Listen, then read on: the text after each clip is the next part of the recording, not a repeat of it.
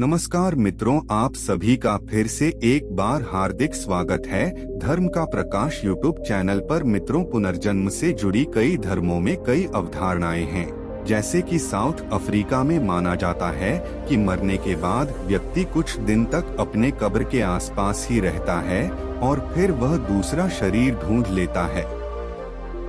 बौद्ध धर्म में दलाई लामा भी अपने शिष्य को बुलाकर बताते हैं कि मरने के बाद वो कहाँ जन्म लेंगे।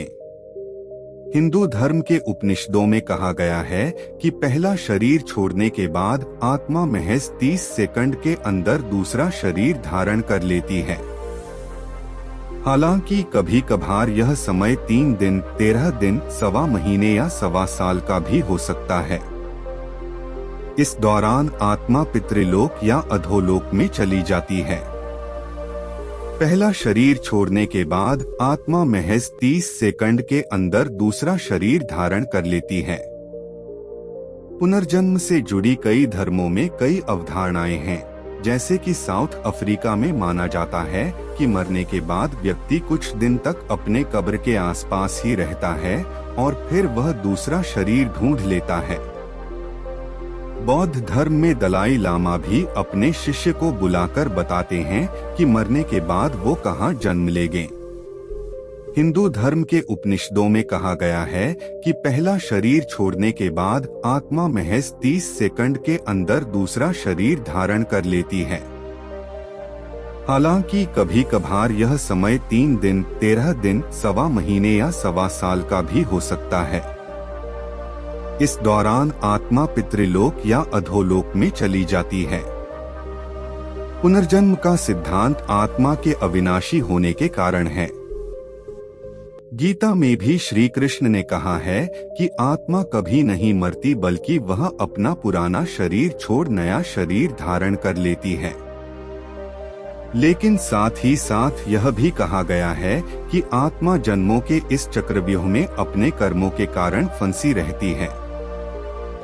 हमारे बुरे कर्मों का परिणाम भोगने के लिए हम बार बार जन्म लेते हैं और कष्ट काटते हैं। अगर मोक्ष पाना है और इस जन्मों के चक्र को रोकना है तो हमें निष्काम कर्म करने होंगे, अर्थात हमें बिना फल की इच्छा किए सत्कर्म करते रहना होगा, तभी यह सिलसिला रुकेगा। शरीर के नश्वर होने के कारण आत्मा एक ही शरीर में लंबे समय तक नहीं रह सकती और कर्मों के फल के कारण वह न केवल शरीर बदलती है बल्कि उसके जन्म की योनि भी बदल जाती है। माना जाता है कि जब कोई पुनर्जन्म लेता है तो पिछले जन्म की स्मृतियां उसके अवचेतन मन में सूक्ष्म रूप से मौजूद रहती है, जो कभी कभी उसे स्वप्न के रूप में दिखाई देती है। कुछ लोगों की चेतना में भी यह मौजूद रहती है, जिसके कारण आपने सुना होगा कि कुछ लोगों को पिछले जन्म की कुछ बातें याद रहती हैं। लेकिन जैसे जैसे उनकी उम्र बढ़ती जाती है, उनकी चेतना धूमिल पड़ती जाती है और वह सारी बातें भूल जाते हैं। वैसे कुछ जगहों पर माना जाता है कि जिन्हें अपने पिछले जन्म की बातें याद रहती हैं, वे अल्पायु होते हैं। इसलिए वो उनकी यादाश्त भुलाने के लिए कई जतन करते हैं। वेदों के अनुसार बाल्यावस्था में आपको कर्मों का हिसाब नहीं देना पड़ता, बल्कि 14 से 16 साल की उम्र के बाद आपको पिछले जन्मों के कर्मों का परिणाम मिलना शुरू हो जाता है और वहीं से आपके इस जन्म के भी कर्मों का लेखा जोखा शुरू हो जाता है। किन कारणों से आत्मा लेती है बार बार जन्म? हालांकि पुनर्जन्म की घटना संचित कर्मों को भुगतने के लिए ही होता है, लेकिन शास्त्रों के अनुसार अन्य 8 कारणों से आत्मा जन्म लेती है। जैसे कि भगवान की आज्ञा से पुण्य समाप्त हो जाने पर, पुण्य फल भोगने के लिए, पाप फल भोगने के लिए, बदला लेने के लिए, बदला चुकाने के लिए, अकाल मृत्यु हो जाने पर, अपूर्ण साधना को पूर्ण करने के लिए। अथर्ववेद में बताया गया है कि आपको पुनर्जन्म से पहले ईश्वर से कौन कौन सी प्रार्थनाएं करनी चाहिए, जैसे कि अगले जन्म में स्वस्थ इंद्रियों को पाना, आध्यात्मिक संपदा, ईश्वर तथा वैदिक ज्ञान को पाना, विश्व के कल्याण के लिए निस्वार्थ भाव से कार्य करना, कर्मों को श्रेष्ठ बनाना।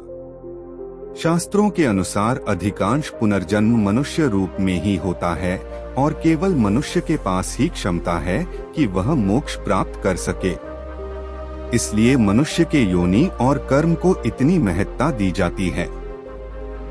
पूर्व जन्मों के कर्मों के अनुसार मनुष्य को पेड़ पौधे या जानवर का रूप भी मिल सकता है।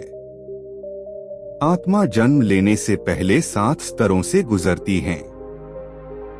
कुछ आत्माएं तुरंत जन्म ले लेती हैं, जबकि कुछ को कर्मों के अनुसार उचित परिस्थितियों का इंतजार करना पड़ता है।